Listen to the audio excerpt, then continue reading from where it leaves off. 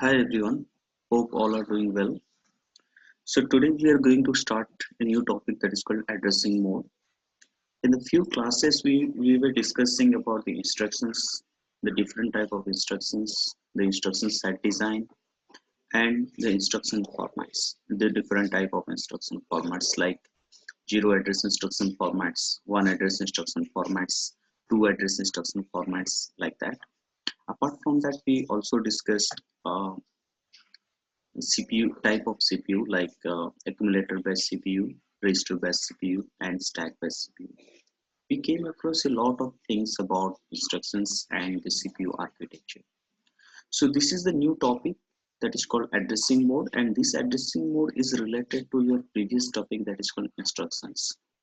So in instructions, we found that two terms, one is opcode and another is operand address. So basically the opcode is related to the numeric codes in assemble language like ADD add. This is for addition of the number. SUB sub.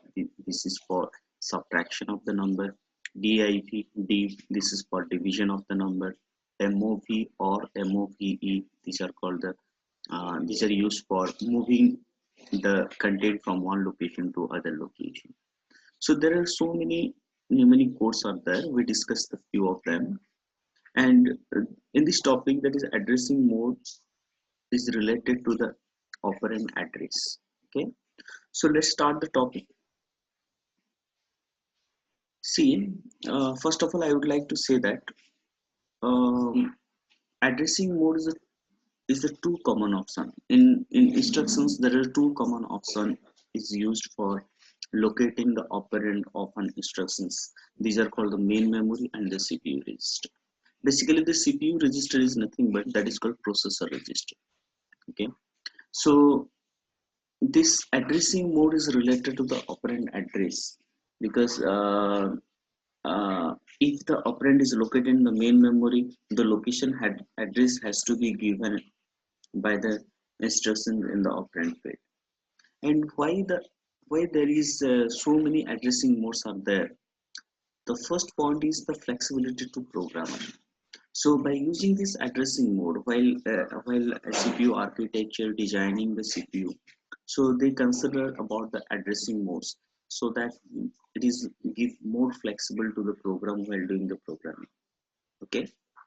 The second important thing is called the reduction of the instructions length.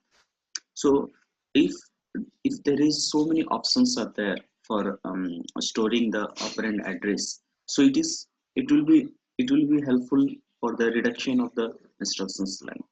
So this is the simple example of the addressing mode in overly. So this is the opcode and this is the address. Address means it is the operand address, and this operand address contains the location of the main memory. So so here the operand address use the main memory to store its content. So similarly, the operand address can use the CPU register or processor register to store the content. We'll see later on. So there are different types of addressing modes are there, like immediate addressing modes, direct or absolute addressing modes, indirect addressing mode, register addressing mode, register indirect addressing mode, relative addressing mode, index addressing mode, batch with index addressing mode, batch with index and offset addressing modes. So these are the few addressing modes, and by using these addressing modes, it gives more flexible to the programmer while writing the efficient program, as well as these addressing modes are used to reduce the length of the instructions. Okay,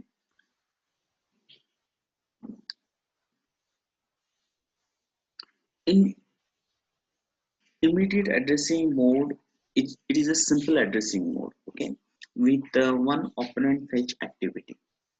In this addressing mode, immediate addressing mode, it only used to fetch the one operand, and this instruction itself contains the operand field.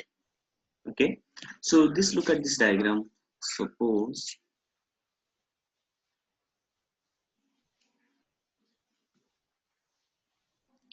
okay, so this is my instruction, the whole is my instruction, So this instruction contains two things. One is the operand 1 and operand 2. Okay, this is my opcode.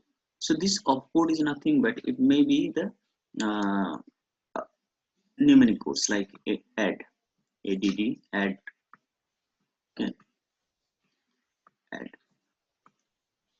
So here this operand field R2 is the processor register, okay, and this one is related to the memory, CPU memory or main memory, okay. So here this pound symbol is used to indicate the constant value. So that means the in immediate addressing mode the instruction can be written like this. Yes, move, okay, move hash 100h R2. So that means the content 100h will move to R2. It means that this value will move to R2. Okay. So this 100h is a constant value, not the operand address. Okay. So that means the constant value directly move to this R2. So how the computer identify that this is a constant value rather it is a uh, operand address. So by just looking at this hash symbol, if if if a number contain the operand hash symbol before it, then it is considered a constant number. Whatever is there, that is called considered as a constant number. Okay. So another important thing in immediate addressing mode is that the operand is available when an instruction fetch is over. Okay, clear? So in immediate addressing mode, the main drawback or demerits is that the value of the operand is limited. Okay, we cannot put more number of values or we cannot use more number of values in the instruction in immediate addressing mode. Due to that, the length of the operand field is in the instruction is increased. Okay, it will affect to the length of the instruction field. So this is the immediate addressing modes. Okay. So next is our direct addressing mode. Okay, another type is direct addressing mode. In direct addressing mode, the operand address is explicitly given in the instructions. Okay, so that means in immediate addressing mode, the constant is used. Okay, but in this case, the instructions are used. Address operand address are used in the instructions explicitly. That means we give it by default. So this the benefit of this addressing mode, direct addressing mode, is that since the operand address is directly available in the instruction, so there is no need for the operand address calculation steps. Okay, because the operand address is directly available in the instruction, so we should not use further steps to find out the operand address. Okay, so so that the instruction cycle time will reduce. So in case of immediate addressing mode, the instruction length is increased. Okay, because of that because we can directly pass the constant value to inside the instructions. Okay, but in case of direct addressing mode, it will it will affect to the or it will reduce the instruction cycle time, because the operand directly available, the address of the operand is directly available in instructions. But one demerits of this direct addressing mode is that the number of bits for the operand address is limited by the operand field in the instructions. Okay. This is the main drawback of direct addressing mode. So there is another, this is the example, load R1X. Here R1 is the processor register or the CPU register, X is the main memory or temporary memory. Here the content of this value will load here. That means this is the address of the instructions. Okay, address of the operand. Okay, so the X value will be here and the content inside X will found here. So that means it will directly find that the location. Okay, in case of direct addressing modes, for example, say here x equals to 2 0 20. Okay, so here load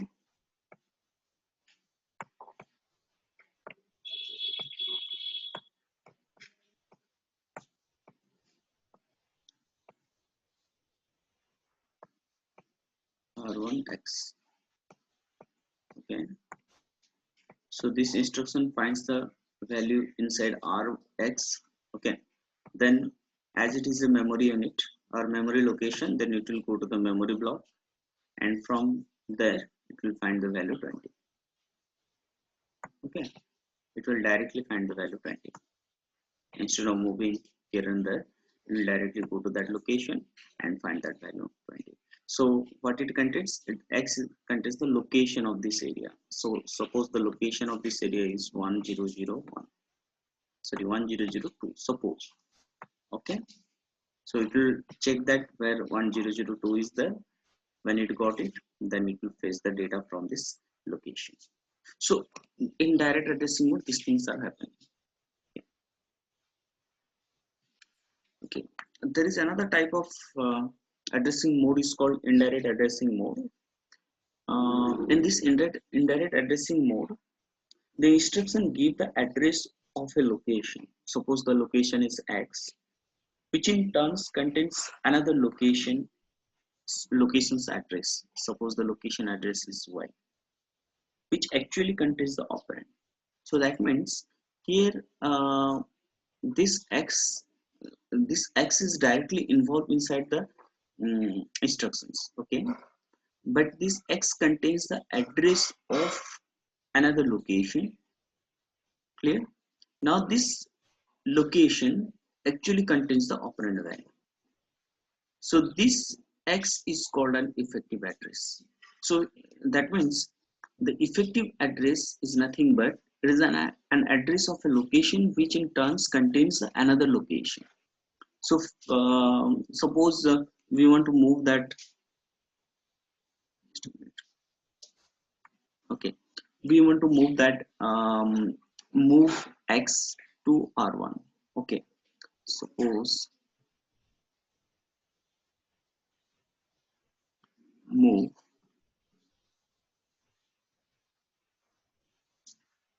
r1 x. So in the previous example we saw that load r1 x, it means that x directly contains the operand value, so it will fetch the fetch from the memory directly. But in this case this x contains the address of y. So instead of, suppose we want to fetch the 20, so 20 is not available in x, but x contains the location of y. Okay, location of y, where y equals to x, y equals to x. So suppose the location of y is 1 0 0 2, and the location of the 20 is, see here x contains, sorry, 1 0 0 2. Okay, so this 1002 is available inside it, 1002. In previous case, in previous example, we saw that x directly contains 20. So the address of x itself contains the 20. Okay, but in case of this indirect addressing mode, x contains the memory operand address location. Okay, so which in turns contains the address of another things. Suppose this is the address of 4 or 6, 1006. So this is the 1006, 1006. So when it will come to 1006, then the actual value is there. Okay, we'll get the actual value. So it's just like that something contain some x value contain y value. where y is not the actual value, while also contains the actual value. Okay, so this is called effective address. So effective address is involved in indirect addressing mode. Again, I would like to repeat here. In this addressing mode, the instruction gives an address of the location, suppose x, which in turn contains another location's address, that is y, where y contains the actual value. This is the indirect addressing modes. So this immediate addressing mode, direct addressing mode, or absolute addressing mode, and indirect addressing mode, these are basically helpful to the programmers while designing the program or writing the efficient program. In some cases, if the programmers wants to store the value of another location, for example, say um, just an example, that is int a, which contains ampersand of b. Sorry, it should be what is called pointer variable. A equals to ampersand b. Ampersand of b means what? The address of b. The address of b can store in a. Okay. So what is the value inside b? The value inside b is 20. So instead of a equals to 20, we can write a equals to ampersand of b. That means a can hold the address of b, where b holds the actual value. Okay. So if there is no indirect addressing mode, this concept cannot be used in programming. Okay. So now see what is the meaning of effective address. Let's see this example. So here my instruction is this one. Okay, move A0D. This is my instructions. Okay. So I have to execute these instructions. So what does that mean? So this A0 contains the address, or it is a pointer. Okay, right? It is a pointer. So this value, or this 1234, points to the location of the memory. If it is using the memory address, or the main memory, if the instruction is stored in the main memory, or the operand address stored in the main memory, so then it will look for the memory. Okay, when it found 1234, again it look inside it, which contains the another memory location, that is 3254. Okay, then it will move to the this location, that is 3254. Okay, so where the 3254, the 3254 is not the actual value is there. Suppose the value is 20. Okay. So what it written here, the address register A0, this one is a pointer, right? It is a pointer. It contains the value 1234, this one 1234, and therefore points to the address location 1234. So as it contains 1234, so that it will point to the location of the memory where the 1234 is there. If you use A0 to access memory, then you will access the memory location 1234. So this is the way. This is the way. Okay, we have to write it. That is in instructions. Sometimes I'm writing like that. M of A. That is the memory of A, or the content inside A. Okay. So this is the first location. That means it means that value will fetch 1234. Okay, again 1234 is another memory location. So this one is these things, so which is contained D0. Okay, so instead of writing these things, we can write A0 bracket of bracket. So that means this A0, in the first bracket it will evaluate to 1234, in the second bracket it will evaluate to this location 3254, then it will assign to D0, or it will move to the content into the memory of D0. Okay, this is called the effective address, how this effective address is working. Okay. Okay, next addressing mode is register in, sorry, register addressing mode. So in register addressing mode,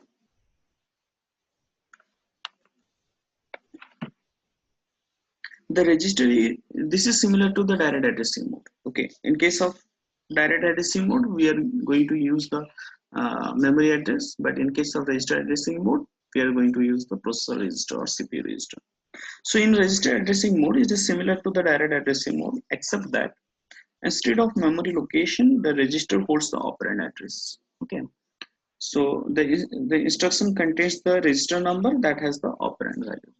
So here, from this diagram, this is the instructions. Okay, this whole is the instruction. The first is opcode. This is the R is the register. Basically, it is named as R1, R2, R3 like that. So this is the register set.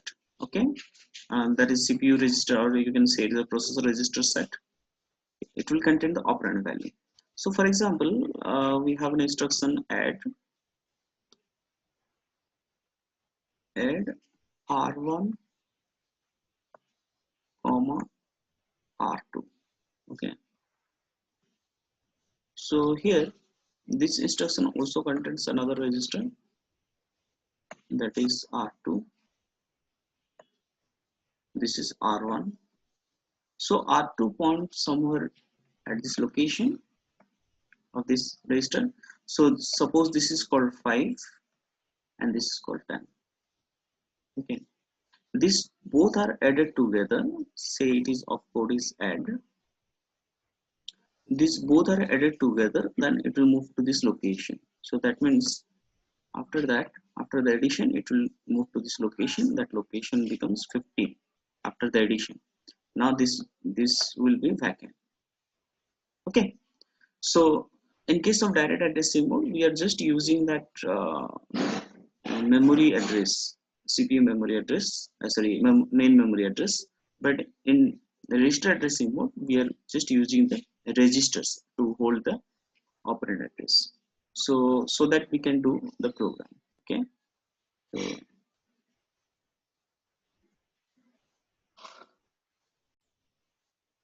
okay, this is the example add R1, X. So here we are using X as the main memory address. The data is available in main memory. We add this data with R1 and the value will store in R1. Okay. So there is some merits of this register addressing mode because it is faster. Okay, it is faster because the operand fetch without the memory access. Okay. Without accessing the memory, it can work. And the demerits is that we have to use a number of registers. Okay, but the number of register is limited so that the effective utilization of by the program is much more essential. Okay, we cannot increase the register virtually because in CPU architecture there is a limited register, so we have to work with that limited register to make the program more efficient. Okay, so there is another addressing modes that is called register indirect addressing mode. It is similar with the indirect addressing mode. Okay, where the register is used to store the memory address of the operand rather than operand itself. The same way X contains Y and Y equals to operand. So here register contains the effective address. Okay, now the effective address holds another value. Okay. So this is the instruction. This is the instructions. These instructions contains the register R, where the R holds the effective address. So effective address nothing but the address of another operand location or the address of another operand. So now this effective address actually holds the operand value. Okay. So again, pointer in C program, right? So basically, it is symbolized like this: equals to operand address, that is move X R1. So this X will move to R1. Okay. Or you can write this move. And move is also a numeric code. Okay, it's the same. That is R1, R1, R2. So here, this register contains the effective address. Okay, and from that address, it will fetch the operand value, and it will move to the R2. Okay, this is the way the register indirect mode works. Okay, this mode is very useful for access of the main memory location, and this mode is the effective utilization of the register because the register number is specified with qubits. So these are the few important things in register indirect addressing modes. Okay, and this in this register indirect mode, the register acts as the main address register. Okay, so when an address stored in the register, that register just acts as a memory address register. Okay. Okay. Next important addressing mode is relative addressing. So in this mode, the instructions specify the operand address as the position of the current instruction address. So that is the front end of that is the program counter generally generally generally used to specify the branch address in the branch instructions. Okay. So suppose this is from this picture.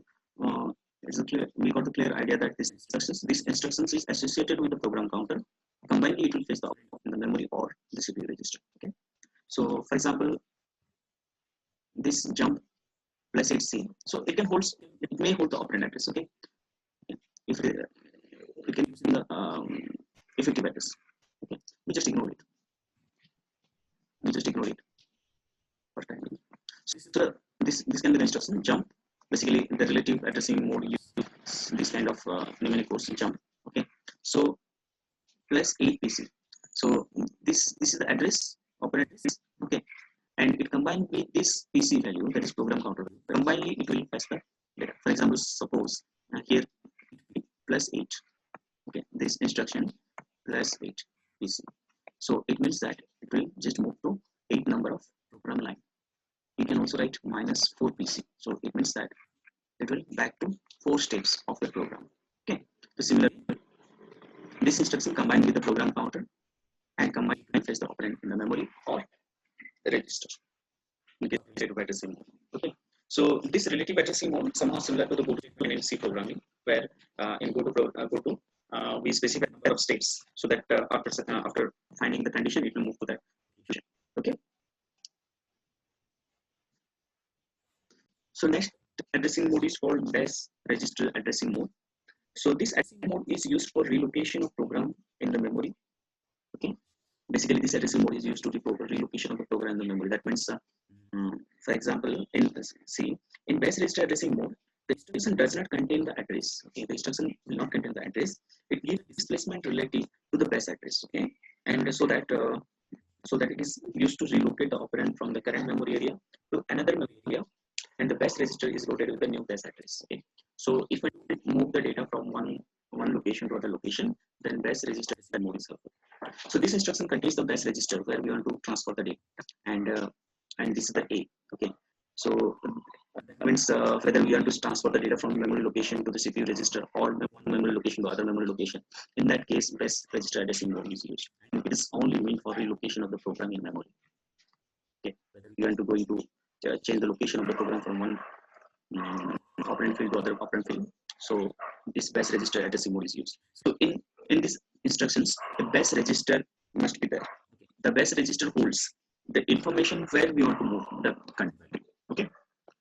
So another is important addressing mode is that is called index addressing mode.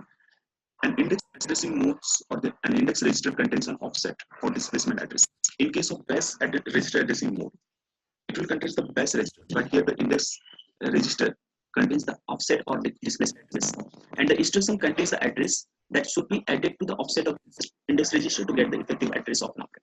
So by combining both, by combining this instruction in index register's value and the the operand, it will evaluate the location of where the data is there. Or we can say that the effective address can be found by the combination of both index register and the operand register. So in this case also by the combination of base register and the operand register, by combining we can find the location of the operand value. Okay, so this is the very useful addressing modes. That is, these two are very useful addressing modes. Okay, so next is the auto increment and auto decrement addressing mode. It is quite useful for all environment. Okay, so this mode is same as the direct addressing mode. It is the direct addressing mode, except that the register is incremented or decremented after its values to access the memory. Okay, so this addressing mode basically used to increment or decrement bubbles. Okay, and it's same as the direct addressing modes. So in direct addressing mode, what happened? We simply fetch the data from given memory address. Okay, whatever memory address is there, we directly fetch the data. So so here is that In case of auto increment or auto decrement, the register, a special type of register are used to specify that whether we want to retrieve the data or we want to store the data, or how many data we store or how many data we retrieve. That information will be kept inside that register. Okay. When the address stored in the register refers to the table of data in memory, and it is necessary to increment or decrement the register after every switch to the table. Okay. So it will maintain a table, and that table can decide how many data is accessed or how many data is not accessed. Every information is there. Okay. So this is all about addressing modes. Okay. We come across the different type of addressing modes like immediate addressing mode, direct or absolute addressing mode, indirect addressing mode, register addressing mode, register indirect addressing mode, relative addressing mode. So this we found that this addressing mode is quite helpful for the programmers while writing the program, because this gives the more flexibility to the programmer. And these addressing modes are also used to reduce the instructions length. We know that if the instruction length is complex, then it will be complex for the computer, because accessing the time, utilizing the time, and unnecessary memory use can be increased. Okay. And our next topic is that macros. Okay. So macros and subroutine. So in programming, we came across these two terms. That is, we series these two terms. That is the macros and subroutine in all programming. So macros and subroutines are the two special mechanisms that avoid the repeated programming activities. Okay. If you want to write a program, inside the program we have a module that is the addition of two numbers. Okay. Whenever is requirement of this addition of two numbers, we have to write the logic. Okay.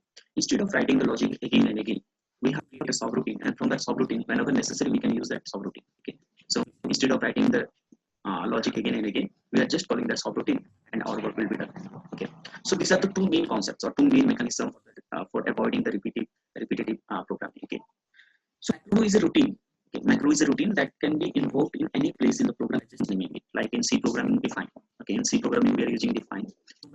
When we write the define pi equals to this much, and whenever necessary, we can use the pi only. Then our work will be done. Okay. We do the program. So similarly, macro is a routine that can be invoked at any place by just naming it, and the macro can be invoked at multiple places. If our programs need more number of macros or more number of same values, then we can use the macros. And the code of the macro is inside every place where the macro is invoked.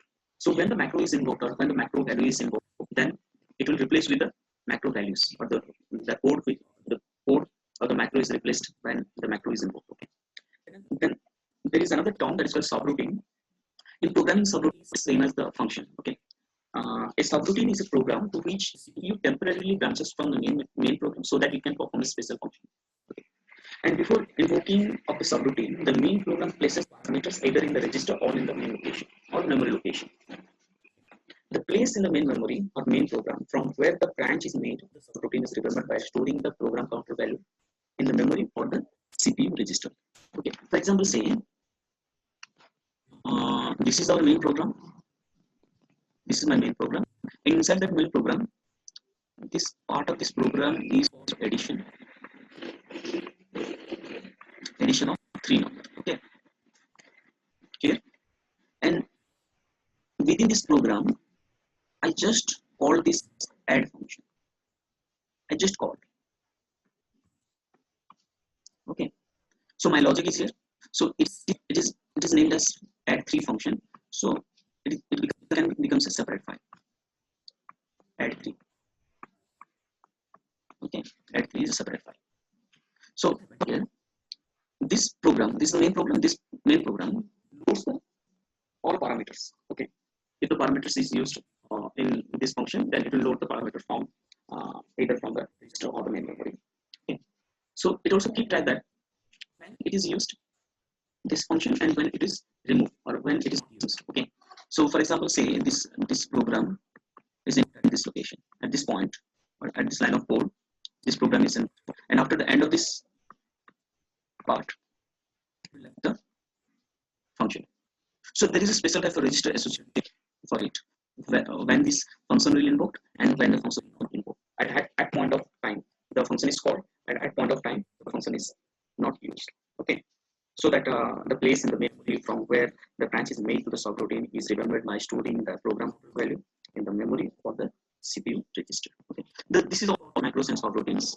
Okay. You will get a short note on that. So our next topic is stack and queue. So as we know that stack is with the last in first out concept, and it is the list of data elements. Okay, basically combination of words and bytes, words or bytes. And this type of stack pointer is used to keep track of the stack. Okay. So see, in data structure, we know that stack structure is like that. This is the okay. Basically the stack puts the data elements. Okay, that is the two operation. One is the pop operation and push operation.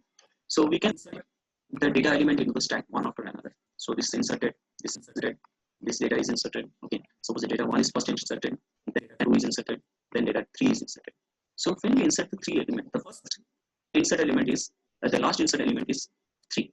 So in last we insert 3, but when we are going to copy the value, then we have to pop the last element which is inserted. So that is the last in first out. Okay, those value which is inserted into last to the stack, that will pop out first.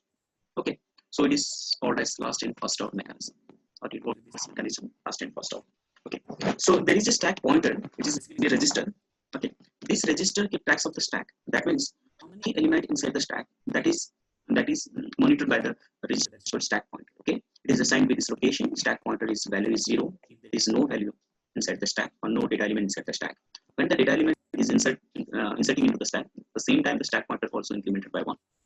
Okay, because in stack we can insert only one element at a time. Okay, that element can be a word or can be a byte. Okay, so similarly there is another concept that's called queue. Okay, the queue works with the first in first out concept. Okay, and in queue a new data element are added at the back and retrieve from the front. Okay, so this is the queue. Okay, say for example this is the front, this is the back. So queue has two ends, one is the front end and the back end. So whatever the data that is new data that is added at the backside only, we can add the new data element at the backside. That's called a high address end. Okay, and if you want to retrieve the data, then we have to think about the front side. That's called low address end. Okay, so this stack and queue can be used to organize the data set memory.